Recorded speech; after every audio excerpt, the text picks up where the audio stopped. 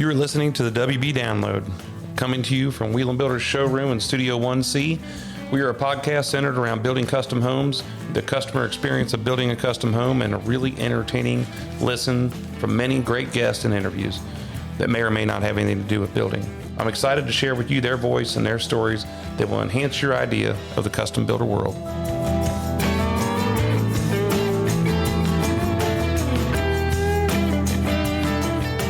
Well, hello again, everybody. Welcome to the WB Download. I'm Jeff Whelan, president of Wheel & Builders, and thanks for being here for another episode. Today is Tuesday, July the 9th, 2024.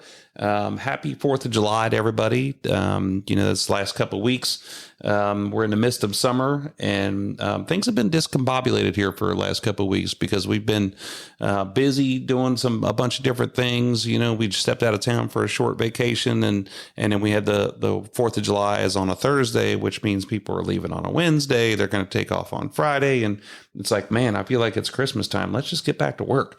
But we hosted an 80th birthday party for my dad at the farm, and it took a lot from me and Shannon and my kids to put that thing together and get the farm ready for it. But it was really rewarding to see my dad and all of his friends celebrate, and just to get to see so many people we haven't seen in a long time.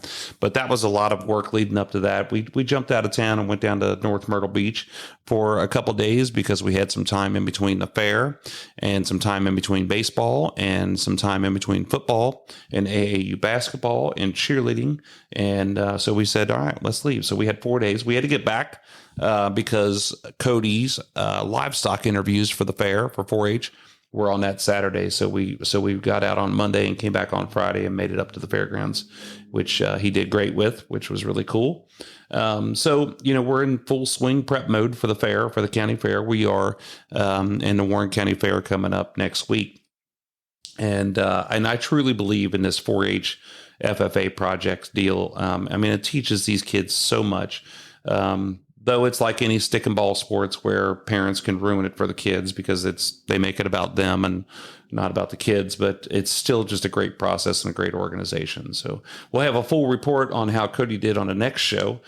His cattle show is on Wednesday the 17th at 5:00 at night, and then the sale where we sell the animals is on that Saturday the 20th. So it's going to be kind of wrapping this thing up. It's been going on for a long time. It takes a lot of work, a lot of time to do this, and I think it's going to be a relief for Cody. So we have the kids camp this week at Four Corners Church is going on, and man, we have nearly 300 kids signed up for kids camp at church this week, which is awesome. It's unbelievable. They do such a great job, and I'm looking forward to hearing from Raina, because Raina is the only one going. Cody is a student, which means he's too old to be at kids camp anymore, and Raina's there, and so Shannon and Raina are there. Shannon is in charge of some things there, and Raina is just enjoying it and loving it. So I'm looking forward to hearing each night from what they're going on. So for what we're really here for, let's talk about this work thing that we have to do with Wheel & Builders. So we had a new employee start this week. His name's Wayne Biggs. Man, I'm so excited to have him here and be working together. Adding to this great team, making it greater, is something that's so cool. I love our team. You've heard me say this before. They're just killing it. And when I interviewed Wayne and we've all sat down with him and talked to him, we felt like he has what it takes to join our team, and which is a lot. And he's going to be great. So looking forward to seeing him succeed here. We're busy, man. We got a lot of projects going on, meeting new customers each week and walking land. It's been awesome. And we're grateful. It's just so many things, so many cool things. Got a lot of them that they're still in those early stages. We're getting ready to dig a couple of them. We're in some permitting stages for a couple of them, and then we're also in the finishing stages on a few of them. So a home Rama update. We're finishing her up right now. We're placing the exterior flat work concrete. We're preparing for the landscaping. We're finishing exterior paint on the house. The plumbers and electricians have been in there the last couple of weeks finishing up. Inside trim guys are in there doing some punch out. and we're on the home stretch. So the show is the last week of August and the first week of September, and it's going good. The house looks great, and had some really good meetings with the customers out there the last couple of weeks, and just seeing how it's wrapping up and how it come together. Looking forward for everybody to be able to see that house. And then I don't know what we're going to talk about on here if we don't have home ramen to talk about anymore. I'm sure we'll find something. Our project house that we bought there a few months back is coming along good. Now we're custom finishing it for some people because we got a contract on it a couple weeks ago, and so now it's turned into just like any other house that we build. Except for all of the exterior stuff is completed on it. We are just finishing the interior of it. So we're in a framing stage, getting ready to get some inspections and roll into installation and drywall on it. So it's exciting to see this thing come together. It's been a really fun project, really cool project, and I'm looking forward to it, to moving on it. So we got a lot going on. We're grateful for all that we have. And like I said, I'm grateful for this team, and I'm grateful for our customers. So it's really cool. But hey, today's a special guest that we have on the show. He's been my business coach. His name's Fred Reikowsky from Legacy Business Leaders, and he's been my business coach for, I think it's been like 10 years, at least, maybe a little bit less. But you're going to find out from hearing from him today on this show why I admire him so much, why I've stuck with him for so long, why we've done so many different things and together, and Fred is a guy who is highly regarded at the National Association of Home Builders and so many different things. But I hope you guys really get to dive in deep to this episode, understand what a business coach is, understand why he does what he does, and learning more about him, his company, and his philosophies.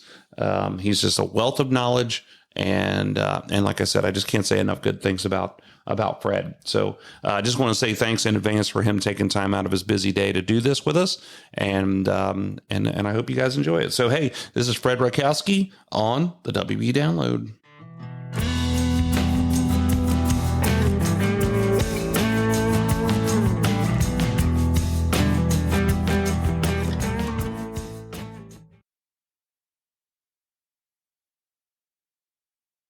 All right, everybody. Here is the greatest business coach that we've ever met, ever heard. His name is Fred Reikowsky from Legacy Business Leaders. Fred, welcome to the show. Great, Jeff. Thank you so much for having me on. I've been looking forward to it. Yeah, I have been too. When I first started this podcast about a year and a half ago, you were one of the first names I had on the list because I've always enjoyed listening to you, learning from you, and talking to you.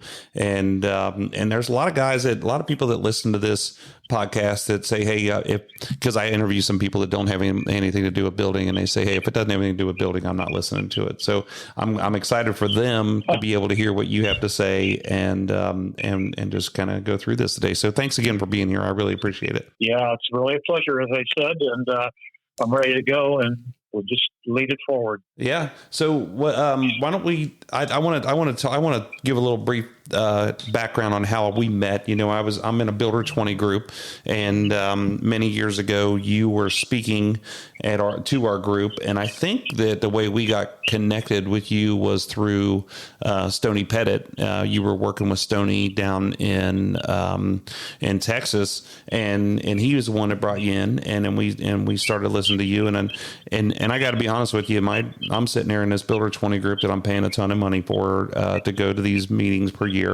And then people start talking about a business coach, and I'm sitting there going to myself, man, how bad is everything that you need this group and you need a business coach, and what are you thinking? And finally I looked around, and I thought, I could probably use a business coach, and you and I connected, and it's just been one of the greatest decisions I've ever made in business. So that's a little bit of background on how I know you. Let me. Why don't you give us a background about you? Your family, your where you live at, and how'd you get into the coaching business? That's great. Yeah, I was actually a home builder and remodeler for 33 years. And at one point, I decided I had to transition out. An opportunity to do some nonprofit work came up that was, as little did I know, was really important to me. It was important enough that I ended up selling my business and moving over into the nonprofit world for about 6 years. And that whole process of being a builder and being in the nonprofit, forming a nonprofit board in each state, becoming U.S. director, of our nonprofit overseas, I did got the opportunity to do a lot of teaching and training, which I found out I really loved. And at some point during the nonprofit world, I had discovered that our leadership was really falling short, and there were a lot of issues and challenges that really led me to go into full-time business coaching. I had met a guy that was a business coach. I didn't know what that was, but really intrigued me because I had such a great interest in teaching and training. It was so valuable to me. And I ended up in the first part of 2012 transitioning over into full-time business coaching. So it's been quite a journey. It's really a fascinating process. There were a lot of bumps along the road. It's usual when you're going through change like that, but change is what it's all about. And that really applied a lot to what I have been and started doing in 2012 in the business coaching world. So that's kind of the notes of my journey. Wow, that I didn't know that about you being in the nonprofit world and then end up being a business coach and assumed that from all the things we do that you were into building business at some point in the conversations we've had. So you are in the Akron Canton area, right? Or in between there in Cleveland? That's right. Yeah. Yeah. Yeah. No, my wife and I grew up here in Northeast Ohio, around the Canton, Ohio area, the Pro Football Hall of Fame area. And we have raised our children in the area here. We have 5 children and 10 grandchildren. And we just recently actually built a new home and moved. So we're really excited. We love where we live. And it's a great area to live in. So, yeah, that's where we are. Some of our kids are in the area. Some are out of town. But it's been a great journey with them.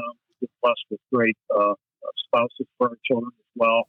And so, yeah, we're really happy where we are. It's been a great area to live in. That's good. That's good. How was that experience for you to build a house or have a house built by somebody else? Were you, you have such a smooth method to you. It's not like you're sitting there nitpicking somebody, but you probably have the knowledge and everything as a builder and as a coach to be looking at the processes that they're using, to look at the communication that they're using, to look at everything. And were you giving them tips and tricks along the way, or how did you handle it?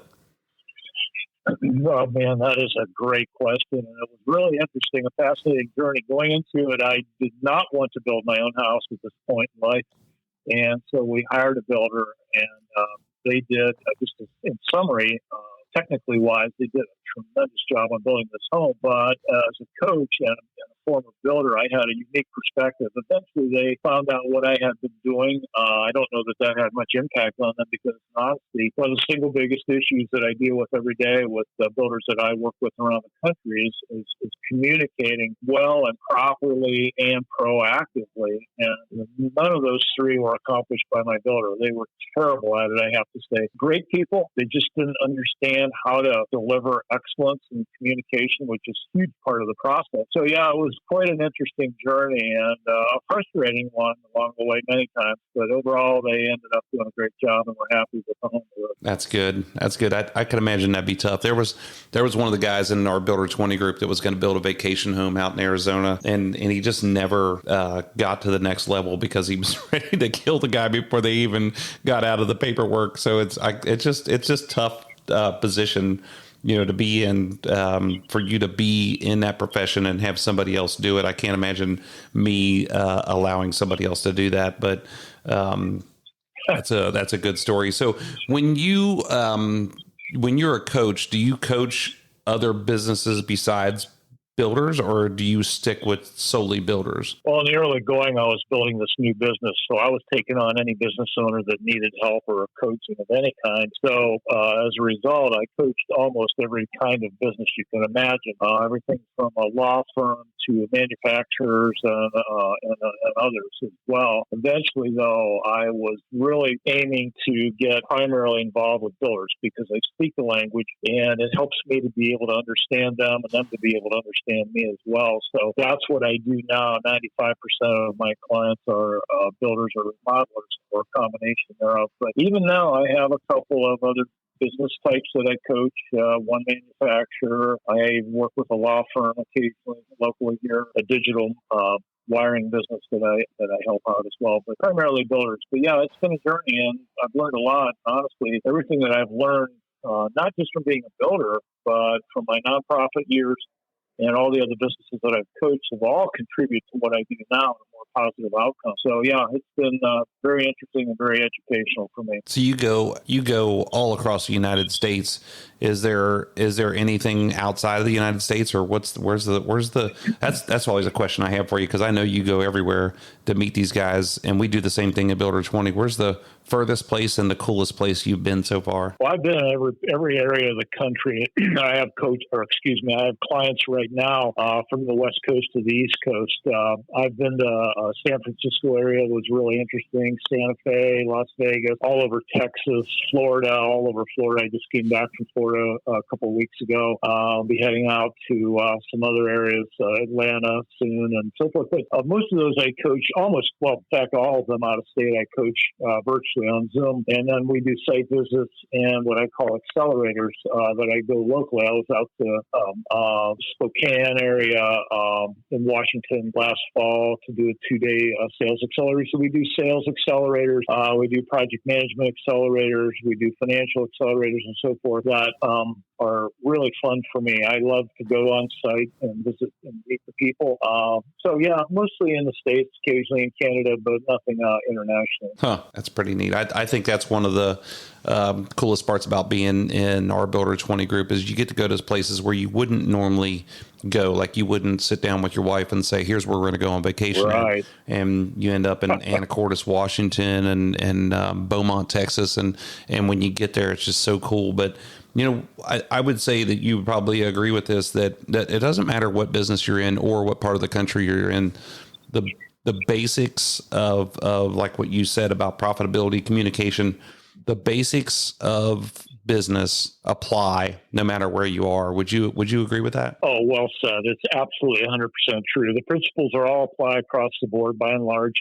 It really comes down to profitability, developing people, and leadership. Boom. And if you can get those right, which most business owners don't, in the early going especially. I mean, most of us are bootstrapping our way up in the business and trying to figure it all out. And we think that we've got this business whereby we can just take our own time whenever we want is a false preconception.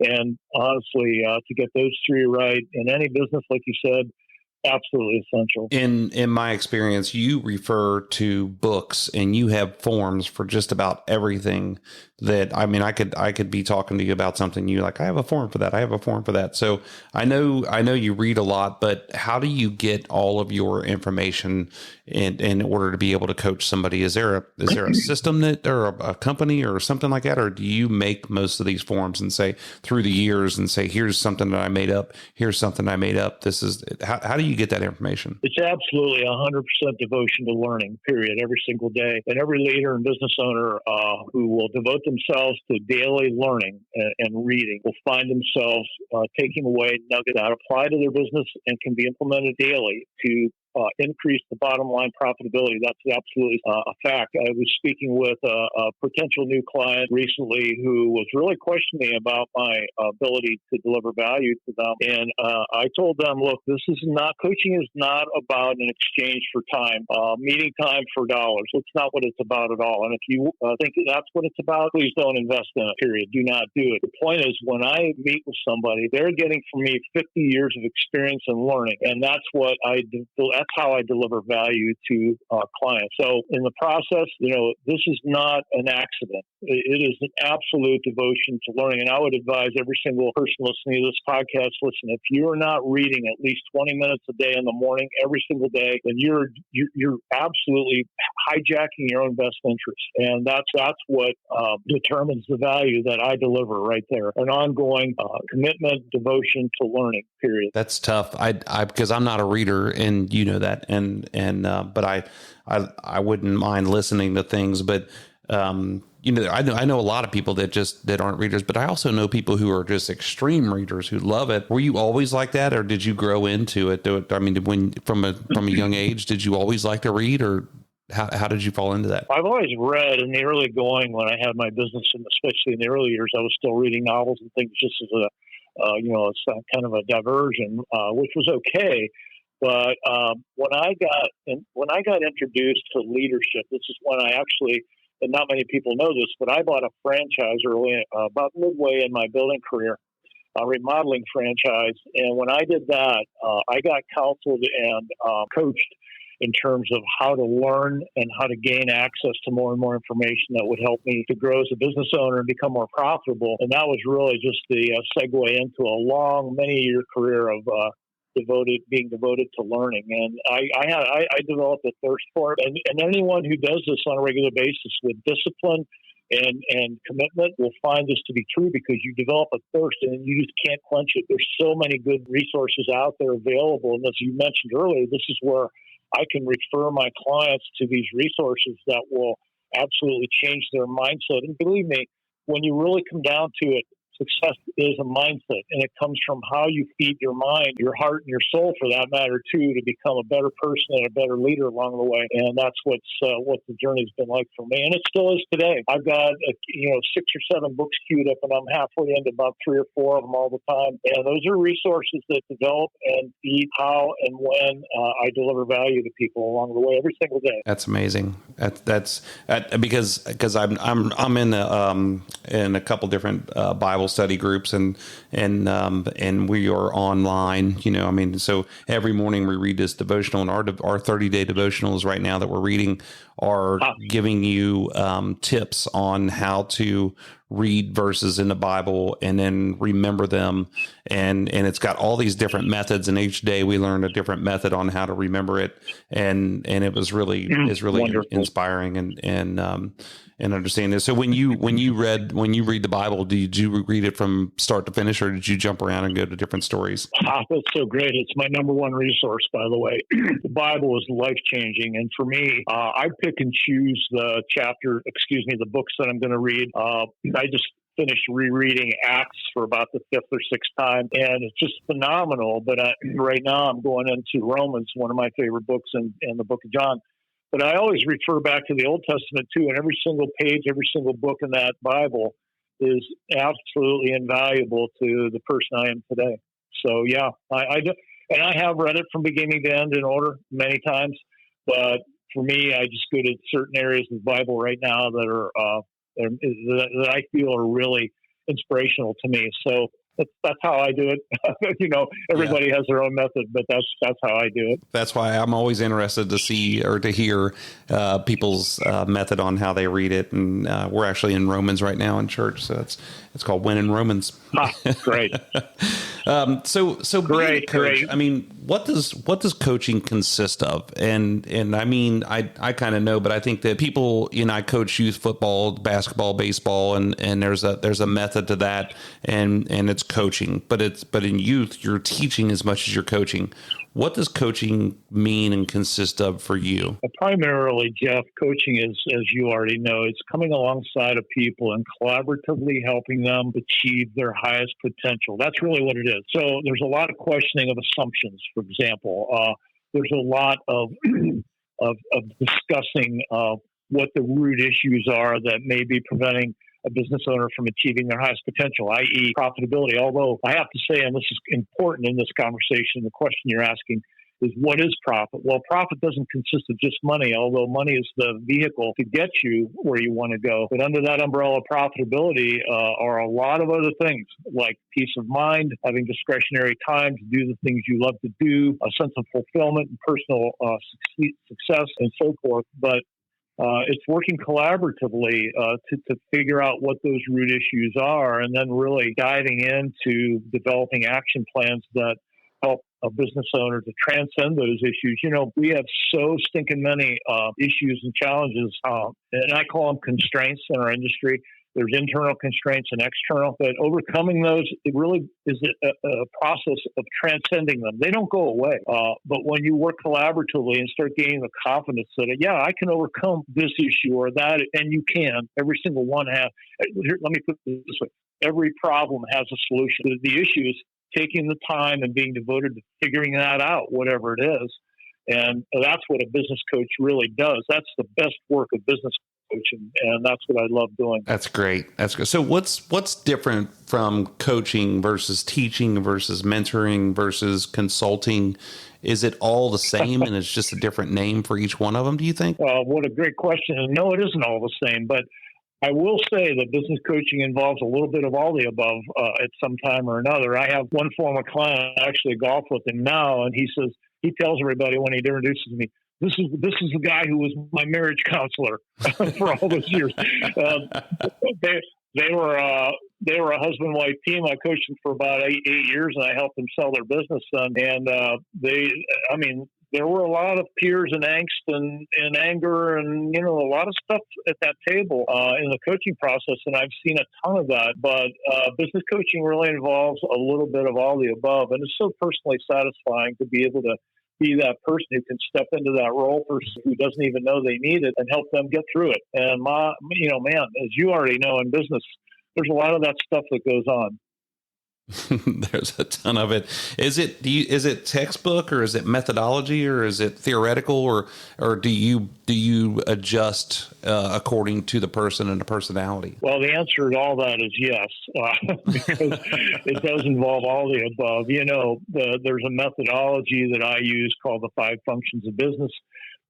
It's just broadly applied to whatever the situation may be, but it really comes down to figuring out what the root issue. One client that I just onboarded now, their big issue, their 911 is cash flow. And okay, fine, we can't deal with anything else until we get that thing fixed right now. And if we don't do that, then nothing else matters. So you can imagine that different methodologies apply to different situations. Once we get through that situation with them, and we're working through it right now, okay, fine, we'll start talking about profit protection and people development, the top 2 issues of business ownership. But until we get that one done, forget it. Nothing else really matters. That's for sure.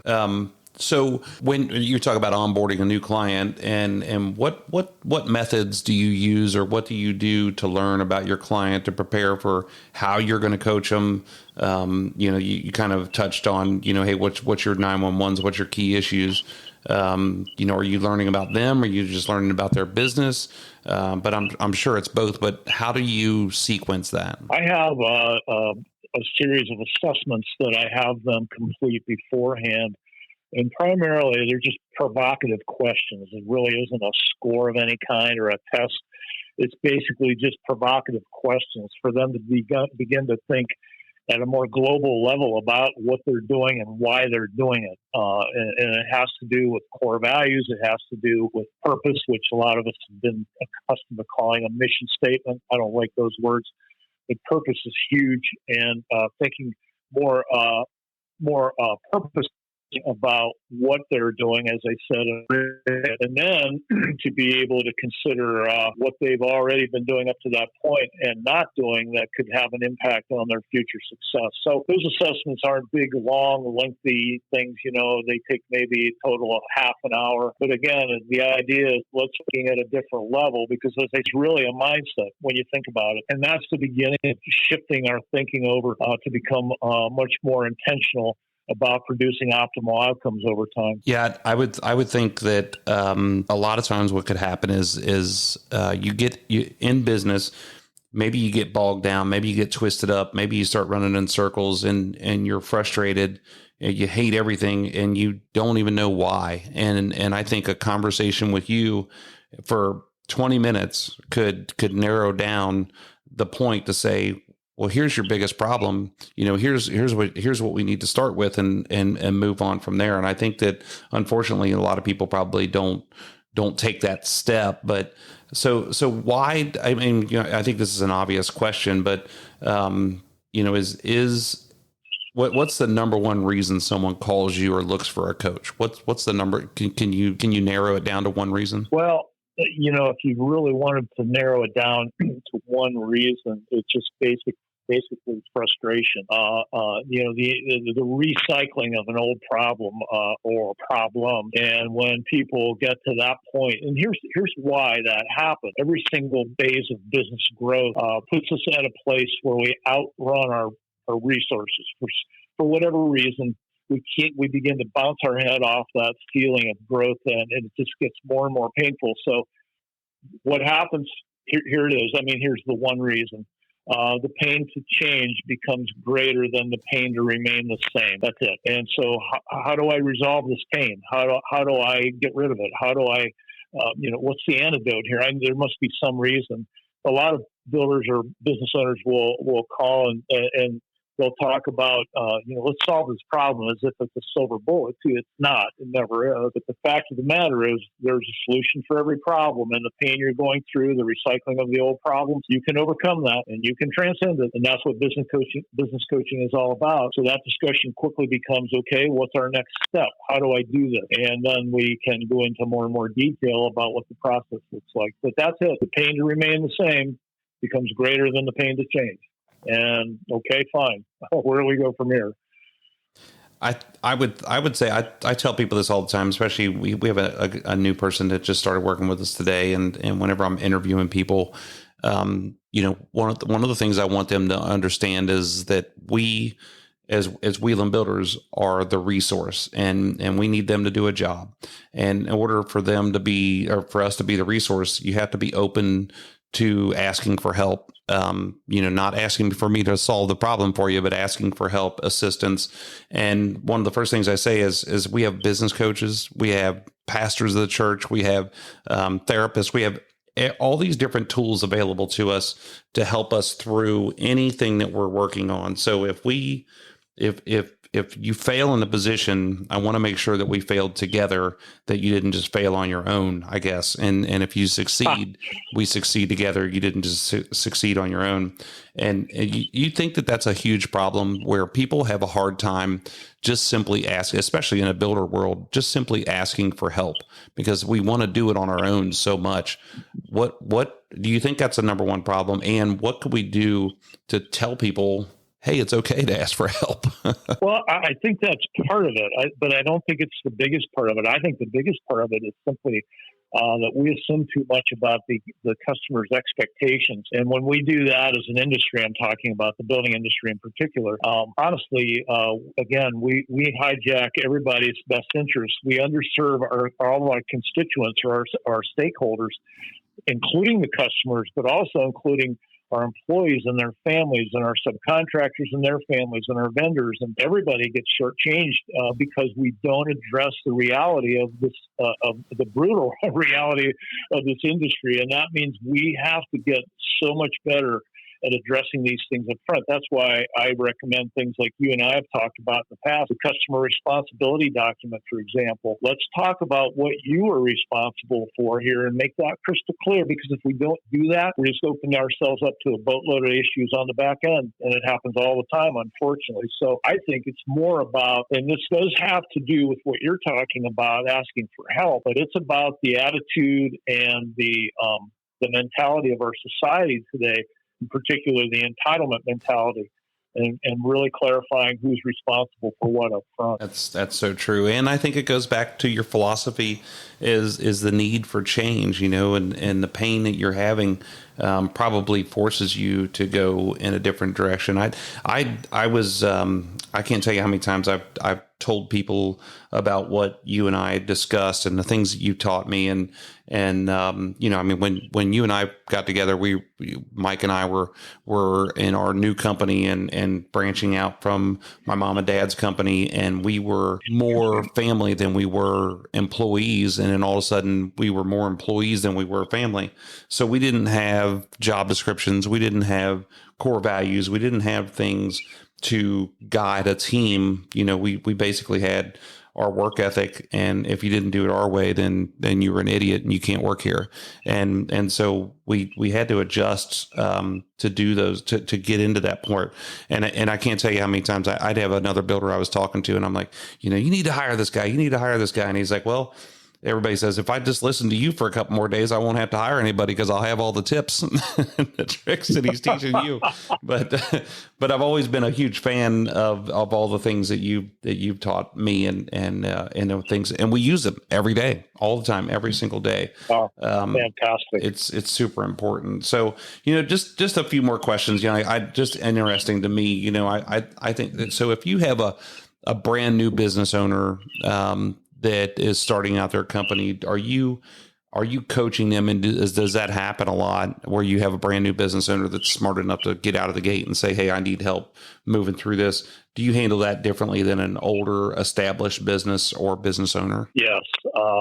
I don't get very many brand new business owners that come to me for a number of reasons. But what I do get are transitional business, whereby, as you just gave the example, of brothers or sons or son-in-laws or relatives of some sort are taking over or purchasing the business from a father or a founder, and they're struggling to get through that transition. That's a huge transition and a really difficult one for most people to make well. And so I get that a lot, and that transition has to do with not just business skills, acquiring them, although that's hugely important, but also with the skill of figuring out how to structure a transition like that. So that's probably more of what I get than brand new business owners coming into the industry or new business. And that makes sense. I guess if you're, you're fired up and you're ready to go and you're a brand new business owner, well, you're on cloud nine, because everything's going well, and you don't realize how things start to fail until you've been here for a minute. But that's funny. So when you're coaching a business, I mean, you're coaching a person, you're coaching a team, you're coaching a business. How hard is it to determine if it's the business model or if it's the person trying to run that? And how do you sit down with somebody and say, hey, you're the problem? Or is that the case? I mean, have you ever had that? Oh, every day. That's part of coaching. And honestly, it's very, very seldom an issue with the business model. It can be, but very seldom is it. Because most people know that they have a pretty decent pulse on what the market really needs out there. I mean, that's a different discussion right now, but by and large, the issue is the person in the mirror. And it's really not that difficult because I ask that question a lot, and the business owners will look across the table or across the Zoom screen at me and say, well, I'm the problem. Really, at the end of the day, I'm the one that's in the way. I can't get out of my own way. They'll say that in so many words. And it was true for me for many years in my own business. I know it and I experienced it. So I don't have any problem with asking that question. And honestly, business owners, by and large, are very, very transparent about disclosing the real issue. And once they do, then we can begin to start to work more intentionally about the leadership skills that need to be acquired and practiced. And it becomes pretty easy at that point to begin to lead the individual in the right direction. And I'll go along with that to say that it's not just about the president of the company that you can help. I mean, you've been through with Robin and our salesperson at some point in time in the last, whatever it's been, 10 something years, where you coach them, and they were in a learning process that you had a whole thing laid out for them for 8 weeks or something like that. You've had discussions with other people in our company. It's not just about the president and telling them how to run the business. You also are coaching the team, and you've come down once or twice, I think, and have met with us. And then we did a whole team building thing there online for several months, and so it's. I just want to make sure that people know it's not just about an individual; it's about the entire team that you're coaching. Yes, I do get to work with a lot of leadership teams, and I do team building accelerators on site. The one and usually 2-day team building accelerator. Right now, I'm doing an emerging leader series with a large leadership team at a large production builder as well. So I really enjoy that too. And yes, those leaders know that making that investment in their people pays really lifelong dividends with the right people in the right seats. So yeah, that's a great question. That's the last time we did that is when you gave us, our whole team, the ultimate team player, and hungry, humble, and smart are the 3 things we use to hire people, the 3 things we use to inspire our team. That's great. The 3 things that we use to measure people's personality and where they're going to be strong and where they're going to be soft at. Huh. And I always talk to people, and I've shared that book and shared that philosophy with so many people. A friend of mine that I built a house for for, or that we built a house for a couple years ago. He has a logistics business, and I shared that book with him and shared that philosophy with him, and he loved it. And it's really, really cool. I think our whole Builder 20 group has probably read it, so it's been inspiring. I appreciate that. Well, that's a great example of investing time in reading and investing in your self-development right there. A phenomenal example of how it pays huge dividends. And that's a story it's relatable because it's about a construction business, and that was really good. So, yeah. do you put a timeline on something, and because I think your goal is to not have to meet with somebody every single day. I mean, I would think that your goal is to coach them to success, to where then you're just kind of checking in, or is it not? I mean, I don't know. I mean, I would think that that's probably where you see it. Do you have a timeline that you set up to say, here's where we want to be at in 6 weeks, 8 weeks, or do you have to let it ride? It's really more of a process of continually digging for root issues. And at some point in the process, I can always sense where I may not be able to deliver more value for a client. So I'm always asking that question. Hey, how are we doing here? Am I delivering value to you? Should we continue to schedule these monthly meetings, et cetera, et cetera? And 95% of the time, and this is really intriguing to me because a business owner that I've been coaching maybe 5, 6, 7 years even will say, "No, I need to continue this. I need the accountability in my life. I need to have to answer these hard questions." So it's really, as I said, intriguing how the process goes. And every good thing comes to an end, and I know that, and that's why I asked the question. But in most cases, the answer is, well, let's continue the process. So, yeah, it's a process of just continuing to knowing that I am delivering value to the client. And if and when I cannot, and I tell them this frequently, then we need to stop this, what we're doing. But what I do also between meetings, I make myself available to people. And there are probably, 8 or 10 of them that will email or text during the month between our meetings. Hey, I've got this going on, that going on, which is great. I love being that person that can be a resource and come alongside just to reassure people that they're going the right direction. So, yeah, it's kind of ongoing, but, every good thing comes to an end at some point. Do you have I mean, is there people that you've just met and you're like, man, we're just not going to gel, and you just can't work with them, or because I do that. I mean, in our business, we don't want to build everybody's house. We want to make sure that I mean, they have to have, we say time, passion, and money, and passion is the biggest part of it. I don't want it to be transactional. We're not a commodity, which is something that you've taught us. Do you find that a lot of times in your business where people call you up and you just know that you're not going to gel with them and you just have to kind of turn them down, or has that ever happened? No, absolutely. And like you said, I don't want to be everybody's coach. I can't be. So I'm very choosy and selective about who I work with. And if I can't see a really good values fit, that's my main criteria. If their values don't fit my values, then I'm out. I can't and won't do it. I don't have the time. And for me, coaching is as much of an investment as it is for the client. I have limited time. I have limited slots I can coach. That I won't give my time away. So yeah, I'm very choosy like you.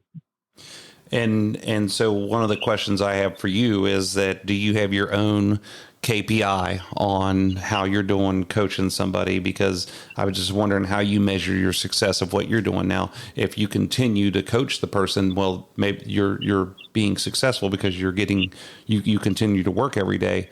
But do you have a KPI, key performance indicators on each client to say, this is being successful, or I need to ask the question, is this even making sense anymore? Oh, yeah. It's mostly intuitive for me, although I guess you can measure my main two KPIs are peace of mind and discretionary time. I only have, I'm not giving away more than X amount of time. I have a strict limit on how many coaching hours I will give away, I will invest in per month, period, including travel. Like I said, I travel quite a bit for team meetings, accelerators, and so forth, and speak. So I'm not doing it. I'm more selective now than I ever have been due to the phase of life that I'm in. So those two things happen, and when I feel myself, I sense myself being stressed out, or the fact that I have to rush to do things for people, no, sorry, won't do it. So I guess that's probably my two biggest KPIs right there. Okay. All right. So what advice would you give to somebody listening right now that would encourage them or assist them in hiring a business coach? I would say that if you sense yourself being at that point in your business where you've outrun your resources and you are working way too many hours trying to do too many things and your life is out of balance, it's time to get some help. Get some outside help. Bring somebody in alongside of you who you can trust and you feel like can have your best interests at heart and really be that person who can encourage and collaborate with you to solve complex problems. And that's what business growth is all about, solving complex problems.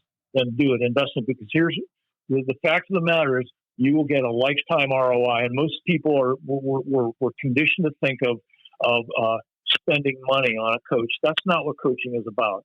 Coaching is about investing dollars that will provide a lifetime return on your investment. Boom, period. That's it. And as I said earlier, and I think I might have said it backwards, but I want to repeat it, and that is if the pain to change has gotten greater than the pain to remain the same has gotten greater than the pain to change, then it's time to make a change in your life. And it will be a change you'll never regret. If you invest in it and commit yourself and devote yourself to the process, you will get that ROI and you'll never regret it. I couldn't agree more. And I think that so much of what we do in life and what we do in business is creating that core group of people who are going to put, your company and you in the top of their priority list. They have your best interest in mind, and you're constantly moving forward and on things, and for me, that's you, that's my parents, my family, my pastor at the church, and some close friends, and right. these people, it's just amazing, the support you get from so many great people, and you're one of those people. And I just can't sing the praises of what we've done and what you've done, for not just me, but for so many people in the business. So I think we're all grateful. Well, Jeff, you know what? You are a wise leader, and I appreciate you, and I really appreciate the chance to be a part of this podcast. I always wish you the best and best success for sure. And thanks again so much. Love it. Hey, thank you for being here. Thanks for taking time out of your busy day, and thanks for all you've done for us. And like I said, I'm grateful, and I've enjoyed this. It's because so many times when I get into these podcasts, I learn things about people that I've known you for a long time, and I've learned more things about you today than I knew prior to this conversation. So it's been awesome, and I really appreciate you. So it's Fred Reikowsky from Legacy Business Leaders, and just a great guy, and I appreciate you being here. So thanks again. Great pleasure. Thanks again on my behalf. Thanks, Jeff. Take care. You too.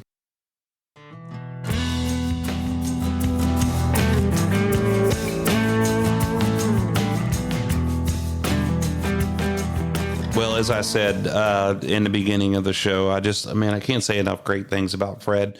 And again, every time I interview somebody on the WB Download here, I learn something new about them. And I've known a lot of these people for many years, and I learn new things about them. But when we get into the meat of it and listening to what Fred has to say, his philosophies, his teachings, his methods, his understandings, those are all the things that I know about him for sure. And one of the reasons why I've worked with him for so many years.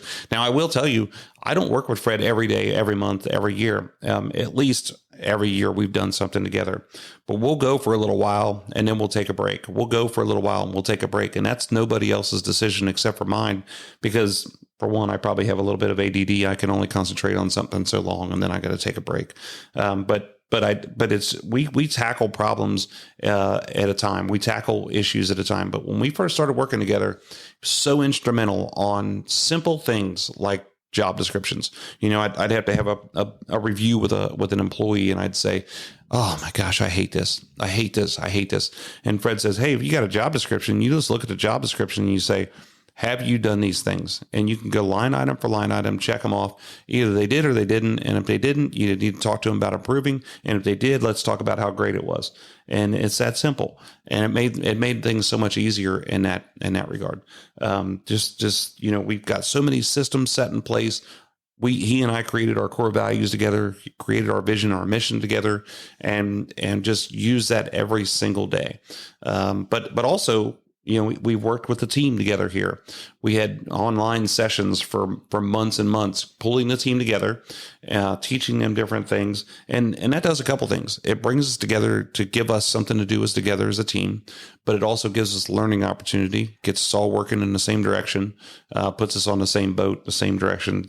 It's just really super helpful. So, like I said before, Fred speaks at our National Association of Home Builders convention every year. You can hardly get into the room because it's the first one that sells out every single day, or it fills up the room because people want to hear what he has to say. He spoke at our Builder 20 group multiple times, and you can understand why after listening to him speak today.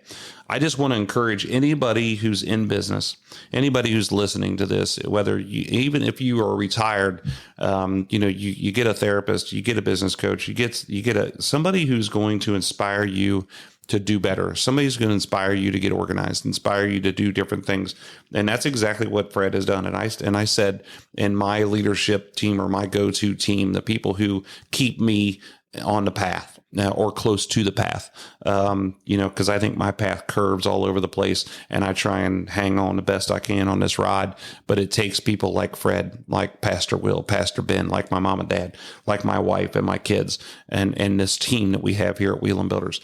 And my friend, these people all have me, or they have Wheeling Builders in the best interest in their mind. And not at the top of their mind. I'm not saying that. I'm saying that I have the same affection for them. I want the best things for them. I want to help them, and they want to help and do the same. So Fred has been on that team, and I just can't say thank you enough to him and all the things he's done for me and for Wheeling Builders. So, and again, thank you, Fred, for being here. I know how busy you are. I know how the things go, and you've taken time to be here, and I'm grateful for it. So it's been awesome having you on the show. And again, I hope everybody's gotten something out of this and has enjoyed listening to us. So, hey, thanks to the audience for being here. Thanks for listening week after week, month after month, listening to the WB Download. And I will inform you in on who the next guest is going to be. I think we have a creative idea for the next time that we're going to do some stuff, because we're working on Home Rama and coming down to towards the end of that. So we'll release that at some point. Don't forget to subscribe to the WB Download on your favorite podcast service, on Apple, on Google, however you get it. We drop our episodes on the second and fourth Tuesdays of every month, and don't forget to check in with us. If you have any questions, you have any topics, or if you want to be a guest on our show, email me at wbdownload@wheelandbuilders.com. That's WIELAND builders.com.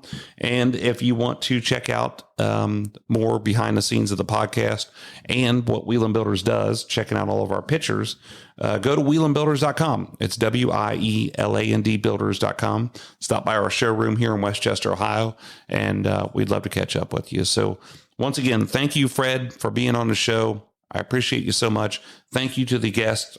Thank you to the audience for tuning in. And we'll catch you next time. I'm Jeff Wheelan here on the WB Download.